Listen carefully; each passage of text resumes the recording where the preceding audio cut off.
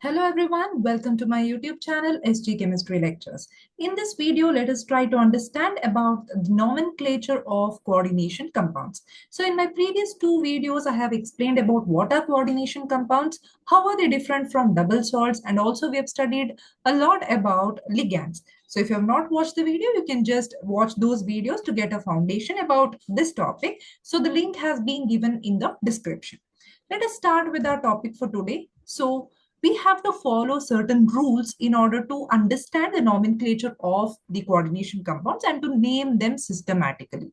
So let us talk about rule number one. So in rule number one, what does it say? It states that to name the coordination compound, no matter whether it is a complex ion, is a cation or the anion, always we have to name the cation first.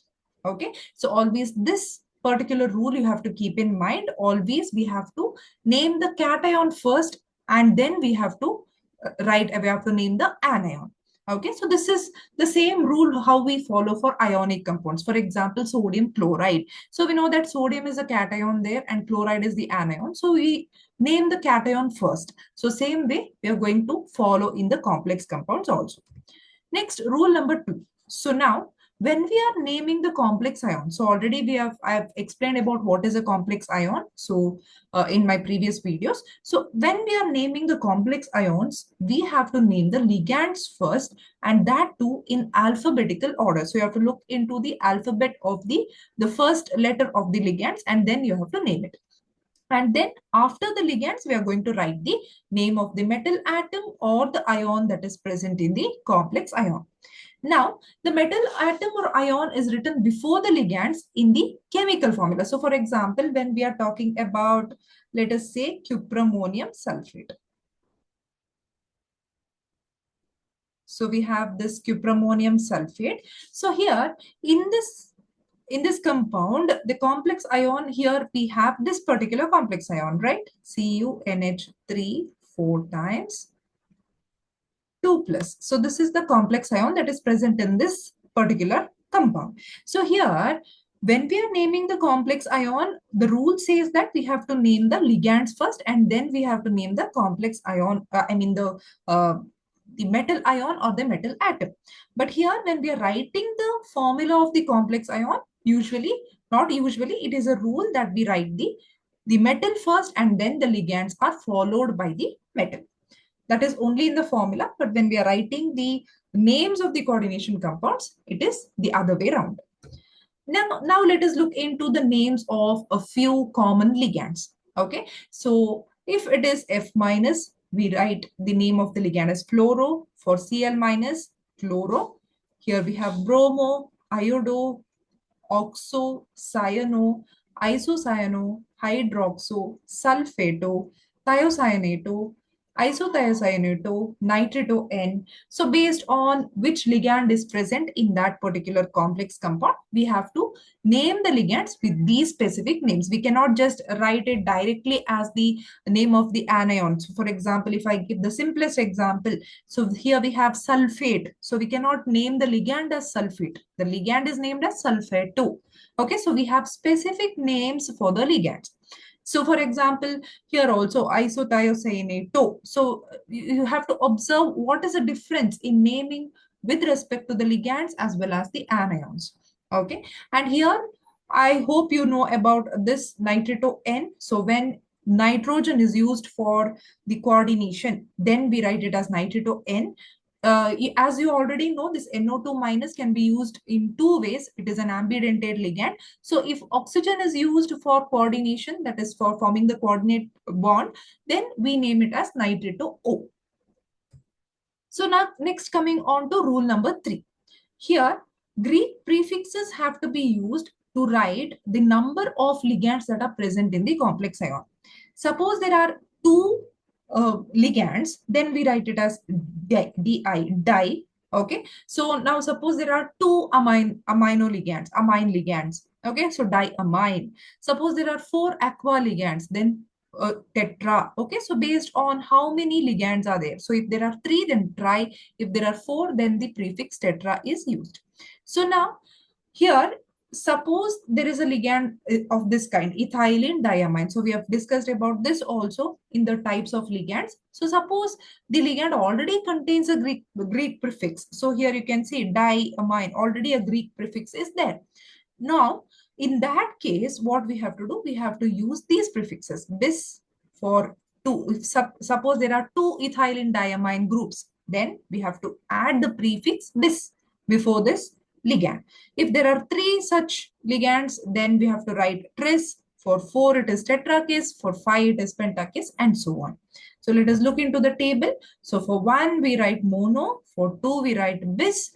For three, we write tris. For four, we use the word tetrakis. For five, we use pentakis. And for six, hexakis. So this is where the ligand already has a Greek prefix in it. Okay, so simplest example, we can take it of ethylene diamine. So already di is the di. The prefix is already there. So for that sake, we have to use these prefixes. Next, coming on to rule number 4. Now, after naming the ligands, next we have to name the central metal.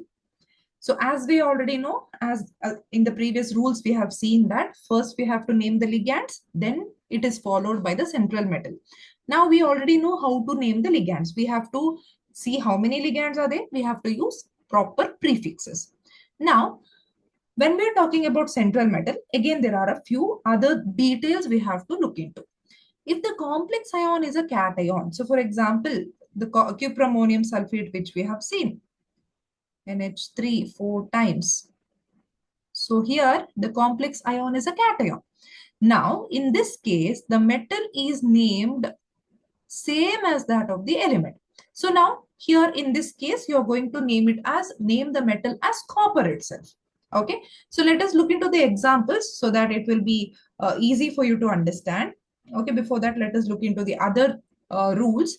Now, for example, cobalt in the complex cation is called as cobalt itself.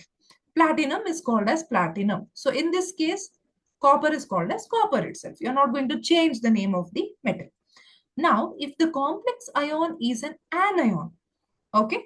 Now, for example, we have potassium ferrocyanide, okay, potassium ferricyanide. You can take any example. Okay, so here in this case, the complex ion is an anion because we know that potassium is outside the coordination sphere. So potassium is positively charged. So of course, the complex ion is negatively charged. It is anion. So in this case, we're going to change the name of the metal. How do we change it? In this case, the metal ends with the suffix ate, ate. Okay, so here, suppose if it is Fe, we are going to call it as ferrate. Okay, cobalt in a complex anion is called as cobaltate. Platinum is called as platinate. So we are going to end the name of the metal with ate. Okay, and for some metals, so for example, we know that here we are not going to call it as ionate, right? Fe. We know that it is ferrous or ferric, whatever, based on the oxidation state. So Fe is called as ferrite. We are not going to write as ionate or something like that. Copper is called as cuprate, lead as plumbate, silver as argentite, and gold as aurate. So silver as argentate. Okay, so please note that. Now talking about rule 5. Now, next thing is we have to know the oxidation state of the metal. How to calculate that? So, the oxidation state of the metal in the complex is written in the Roman number and we have to write it in the brackets. Okay, so how to calculate the oxidation state? Now, consider this complex. Okay, cuprammonium sulfate. Let us take the simplest example again. Now, whichever metal, the oxidation state of which metal you're going to calculate, that you're going to take it as X. Okay. Now, amino ligands. Okay. These are neutral ligands. They do not have any charge, right? NH3.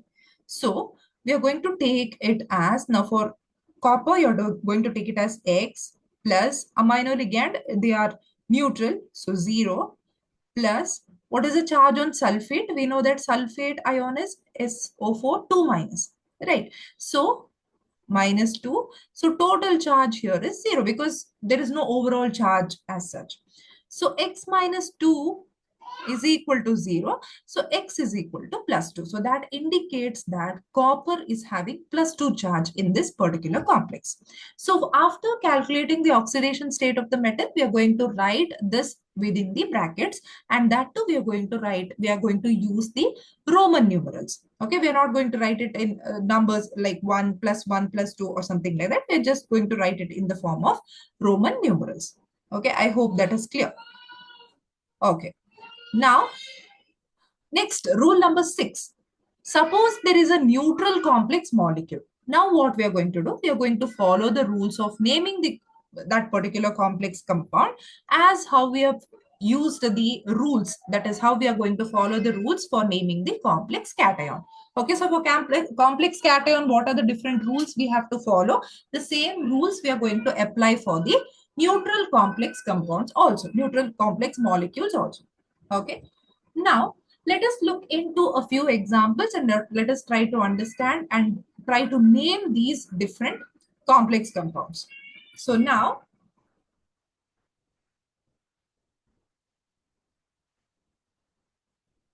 coming on to the first one. Okay. So here, let us talk about the first example. So here, chromium is the central metal ion. Here we have the ligands, 3 amino ligands, 3 aqua ligands, and here chloride is outside the coordination sphere. So that means it is clearly a cationic complex. Cationic complex. Okay. So now we know that here, when we are talking about cationic complex, we are going to name the central metal as such. We are not going to change the name. So here there are two types of ligands. This is aqua ligand, so starting with A. Here we have amine ligands starting with A again. If both are starting with the same letters, go for the next letter. Okay, M and Q. Now, when we have this, now based on this, it is very clear amine should come first and then it should be aqua. Now, write the respective prefixes before the ligands. We know that when we name the ligands, we have to use the respective prefixes. So now, there are 3 amino ligands and 3 aqua ligands. So triamine, triaqua. So 3 ligands. So that's why triamine, triaqua. And since it is a cationic complex, we're going to name the metal as such. We're not going to change anything. So chromium, and we have to calculate the oxidation state. So let us calculate it quickly. So X for chromium. Amino ligand is a neutral ligand. Water is also neutral ligand. Chloride is -1. There are 3 chloride ions. So 0. X minus 3 is 0. So X is equal to +3. So in the bracket, we are going to write Roman numeral 3. Okay. And of course, whatever is present outside the coordination sphere, that is chloride, that is written after that.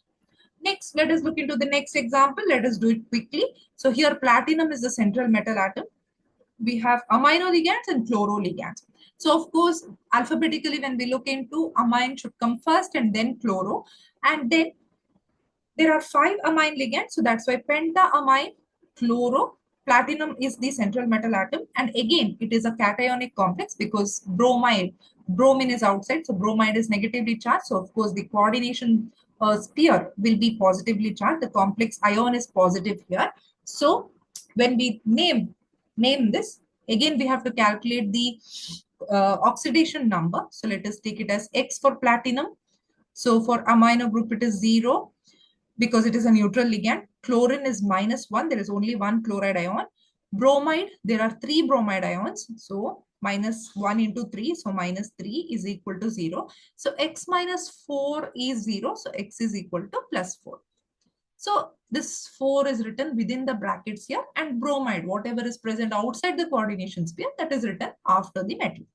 Next, let us go to the next example. Here we have this particular ligand. I hope it is clear which ligand is this. See, here we have ethyl group and diamine. So ethylene diamine.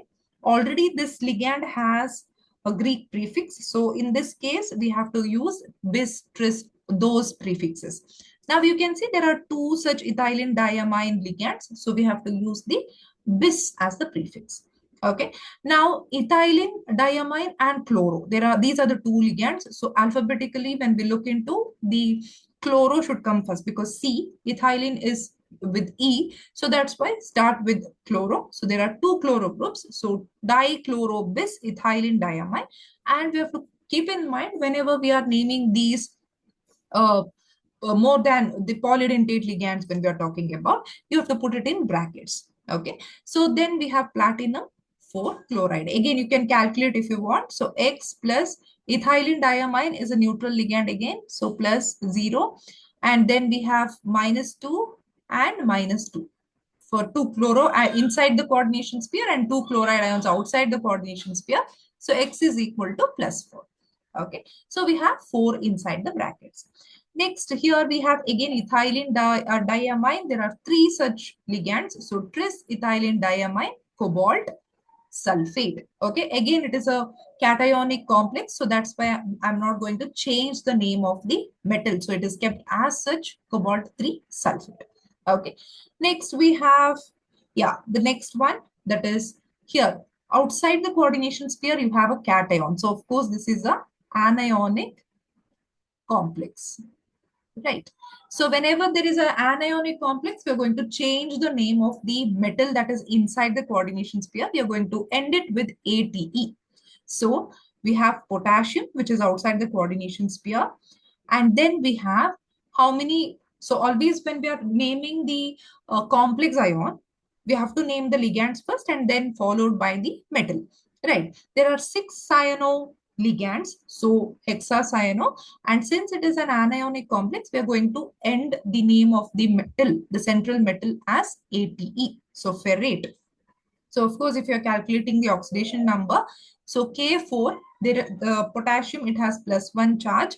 So +4 totally, plus X, let us take it X for iron. So cyano groups, they have Cn minus, right? So -1 charge. So 6 are there. So -6 is equal to 0. So X minus 2 is equal to 0. X is equal to +2. So this +2 is written inside the bracket. That is by writing the Roman numbers. Okay. Next is we have Na2 outside again. So of course it is again, you can see that the coordination sphere has a negative charge. So sodium is written outside. So here one more thing you have to observe, that whenever we are writing these anionic complexes, we are not going to write how many sodium ions or how many potassium ions are there outside the coordination sphere. We're not going to write tetra potassium or disodium or something like that. We're just naming the metal. Okay, that's it what we are going to do. And here we have 4 chloro ligands. So tetrachloronickelate, because it is again an anionic complex. And of course, the oxidation number is +2 here. Okay, for nickel, because very simple again. So sodium +2 plus nickel X plus chloride is -4, because sodium is +2 because there are 2 sodium ions, -4 for chloride because 4 into -1. So that is equal to 0. So X is equal to +2. I hope this is clear.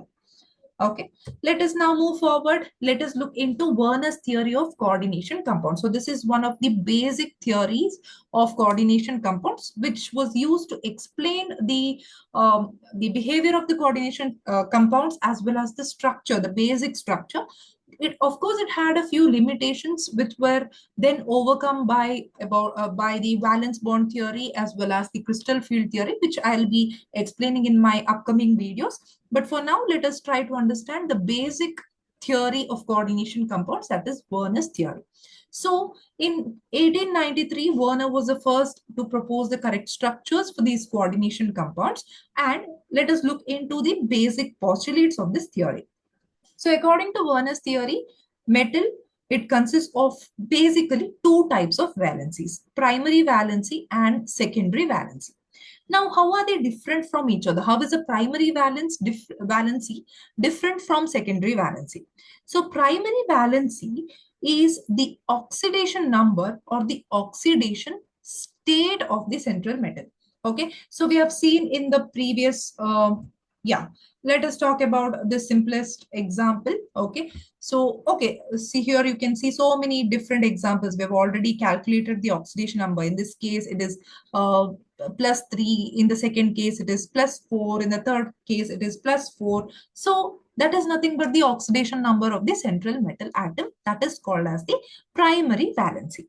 Whereas secondary valency is the number of coordination bonds that are formed by the central metal.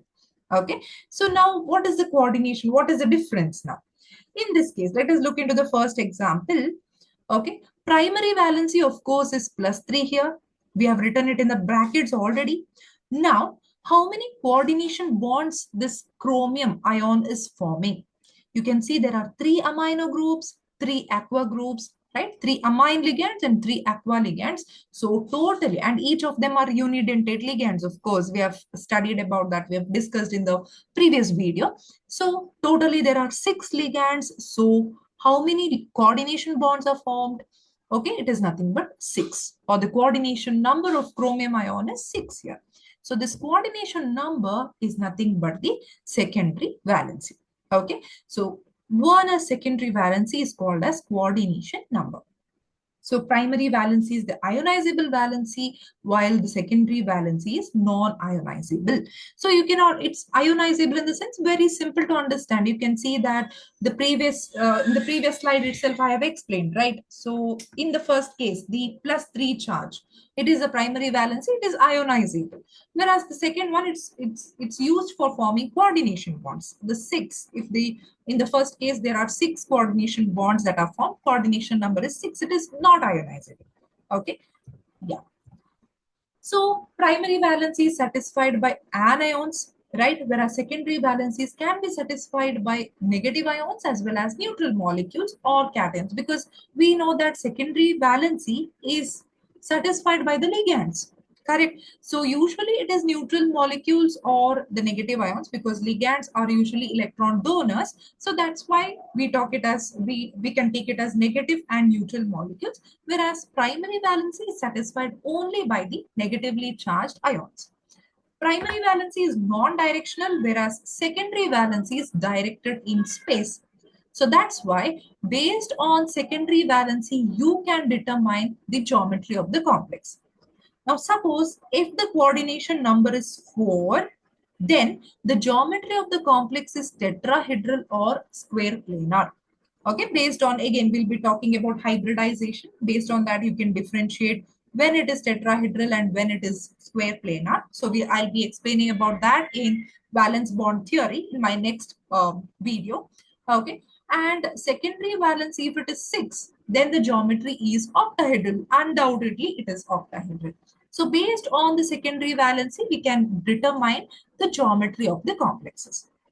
So there are a few limitations, of course, as I already told, it was just the basic theory.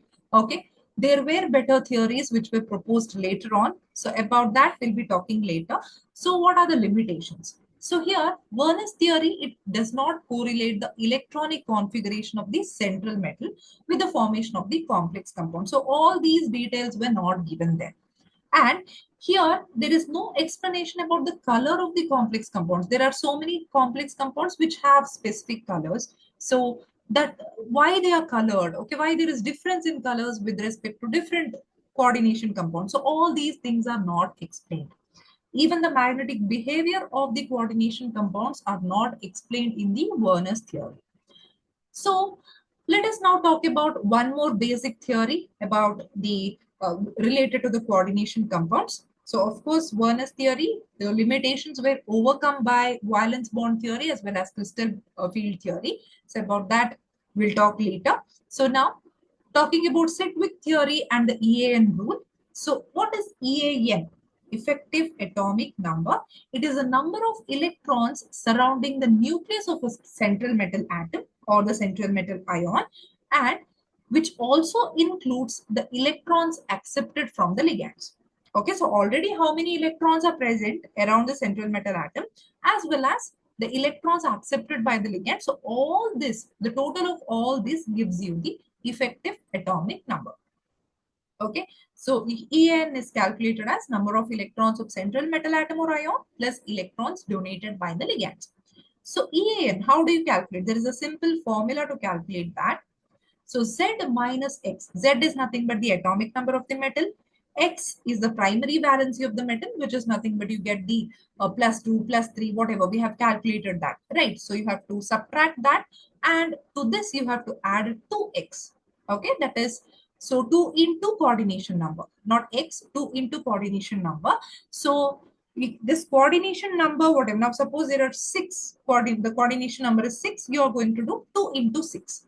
That means, see, coordination number of 6 indicates that there are 6 coordinate bonds that are formed by the metal with the ligands. That means each ligand donates 2 electrons, right? So totally how many electrons? 12. 2 into 6, 12. So that's why we have to do here 2 into the coordination number, that is 6. So 2 into 6. I hope it is clear why it is 2 into coordination number. Let us talk about a simple example. So we have this complex ion, okay, with cobalt and 6 amine ligands, okay, and there is a +3 charge. So atomic number of cobalt, we know it is 27. Primary valency of cobalt, so it is very simple here, X plus 0. Amine, it is a neutral ligand. So total charge on this complex ion is +3. It is not neutral now because there is no anion that is represented here. So X is equal to +3. The oxidation number is +3, or the primary valency is +3. Now, coordination number, we can calculate it by looking at the number of ligands. It is 6 here. So based on the formula, EAN is equal to atomic number 27 minus primary valency, that is 3, plus 2 into 6. 2 into coordination number, so 2 into 6. So we have 36. Okay, so the resulting effective atomic number is numerically equal to the atomic number of the noble gas, that is the, you can see, krypton, that is found in the same period. So this is what is the implication, or what does it imply with respect to the EAN? So it should be numerically equal to that of the nearest noble gas, or the noble gas that is present in the same period in which the metal is situated. Now, let us look into the rule, what was proposed by Sedgwick. The central metal atom accepts electrons from the ligands till the total number of electrons around its nucleus is equal to the atomic number of the next inert gas of the same period. So you can see in the previous example itself, cobalt, its atomic number is 27. In the same period, we have krypton, which has atomic number 36. So until the number of electrons around cobalt reaches 36, cobalt goes on accepting electrons. So this is what is explained by the EAN rule. Okay, so complexes like potassium ferrocyanide, iron pentacarbonyl, nickel tetracarbonyl. So these are a few complexes which obey this rule. So again, there are limitations to this EAN rule also. There are so many complexes which do not obey this rule. So these are a few examples. Okay, and then the electron pairs which are donated to the central metal ion produce the accumulation of the negative charges. So if so many electrons are donated, or if they are accommodated around the central metal atom, so there are so many negative charges that are there around the metal, right? So nothing is explained about the stability that is happening here in the complex compounds. And this particular theory, it does not even predict the type of metal orbitals which are involved in the bonding. That is, how the metal, which orbitals of the metal are used in forming bonding with the ligands. Okay, so these were a few limitations with respect to the Sedgwick theory. So I hope whatever was explained in this particular video was clear. So we have discussed about the nomenclature of the coordination compounds, the rules to be followed, and also we have discussed so many examples, and also we have discussed about the simplest theory, that is Werner's theory of coordination compounds, and also the EAN rule. So thank you for watching the video. So please subscribe my channel for more such informative videos. Thank you.